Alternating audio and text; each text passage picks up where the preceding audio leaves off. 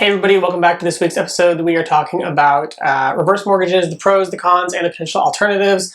So whether or not you are planning for your own retirement or you are helping a loved one plan for retirement and to go gracefully into their golden years, this is going to be information that you will want to have on hand when assessing options.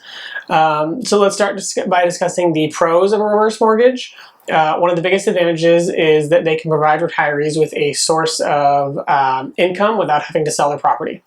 This can be especially beneficial for those who have a lot of equity tied up in their house, but need funds to cover additional expenses. Another pro is that with a reverse mortgage, you typically don't have a monthly mortgage payment. Instead, the loan is repaid when the borrower either passes away or moves on from the house, whether they sell it, however that is going to come about. So you get the peace of mind of knowing that you aren't going to have a monthly expense going forward through retirement. Which is especially beneficial if you are on a very fixed income for retirement. Additionally, with a reverse mortgage, it can offer a lot of flexibility with repayment options. With payout options.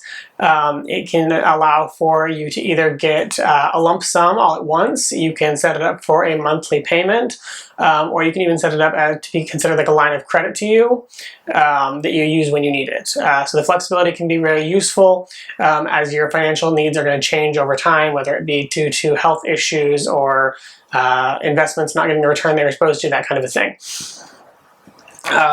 So moving on to the cons of a reverse mortgage. Let's delve into those because they can be substantial for some people. So one major downside is that they can be very expensive. Reverse mortgages often come with high upfront fees, closing costs, and higher interest rates, which can eat into the equity of the house over time. Another con is that reverse mortgages can impact eligibility for certain government benefits, such as Medicaid. Since the loan proceeds are technically considered income, they can push retirees above that threshold on income. It's going to potentially disqualify them from receiving things like Medicaid and other assistance programs that are set up for seniors. Furthermore, reverse mortgages are complex financial products that may not be suitable for everyone.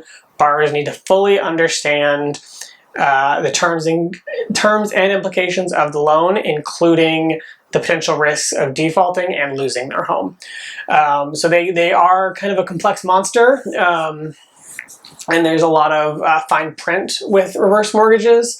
So make sure you are very well aware of what all that entails. One thing I often see is retirees or seniors who are doing a reverse mortgage and they aren't considering the long-term implications or aren't cluing in their family and loved ones on how this is all set up. So when they do pass away or when they have to move into maybe assisted living facilities and aren't able to manage their own affairs anymore, you typically have loved ones or family members left behind who are either expecting some kind of an inheritance from the home, or expecting to potentially take over that house as their property, not realizing that it is already owned by the reverse mortgage company, and that the house has to be sold to pay back those proceeds. Additionally, with a lot of reverse mortgages, if the market takes a shift and suddenly your house doesn't have the equity it had previously and you've spent all the money from the reverse mortgage, you're now on the hook for financially repaying that, or your loved ones are going to have to repay that out of estate inheritance, that kind of a thing. So there's a lot of risk, and this needs to be something that is very well planned out with your beneficiaries or your anyone who's going to be taking care of your estate, either because you are no longer able to or because you've passed on. Viable alternatives to taking out these reverse mortgages. Typically, I always recommend that people consider a HELOC or home equity line of credit first. The home equity line of credit is going to allow you as a homeowner to borrow against the equity of your house while retaining ownership, but unlike a reverse mortgage payment, it is going to require a monthly payment of giving it back. But the terms are often pretty flexible in terms of repayment and the timeline. So once again, it is typically something where your loved ones can either pay it off after you've moved on, or they can sell the house and pay it back out of the proceeds. The single biggest alternative that I do recommend, though, rather than taking out a reverse mortgage or even HELOC, because these are all things that are going to financially burden you and your loved ones in some way or another, is to consider downsizing. I understand that we all get very attached to our homes. We've spent, decades in them, raised families in them, and there's a lot of sentimentality that goes into a home. That being said, we have to be practical and reasonable and think big picture and long term for our friends and for our family and loved ones. So I would oftentimes recommend that rather than doing a reverse mortgage or even a HELOC, downsize, relocate into a smaller, more affordable area. That way you could pull all the equity out of your house. You can typically pay cash for something smaller if your home is paid off rather than taking out the reverse mortgage. You pay cash for a smaller home and then live off of the equity that you have pulled out.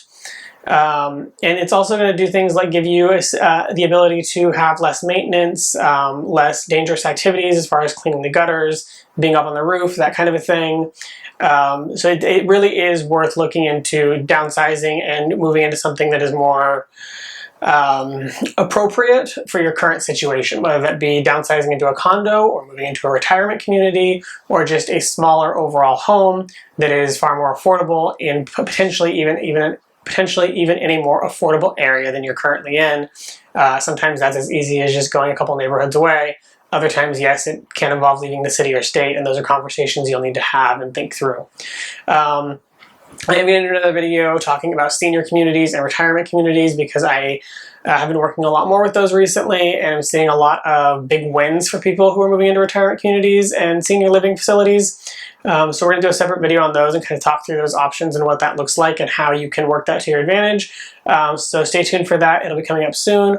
Otherwise, I hope you guys find this information helpful. If you want to talk about reverse mortgages, please feel free to reach out to me. I'm happy to not only share my knowledge with you on reverse mortgages, my knowledge and experience with them, but also I have a couple great lenders who do these and are willing to have the hard conversations about why they don't necessarily always like doing them, and how to make them work for you if it is the only viable option. So let me know if you guys need to have those conversations or would like me to schedule an appointment to have you connect with one of those lenders and talk through the options. I'm happy to do that. Otherwise, as always, please give me a like and a follow. It's a huge help for me in the business. I'll see you guys back here next time. Have a fantastic week. Bye-bye.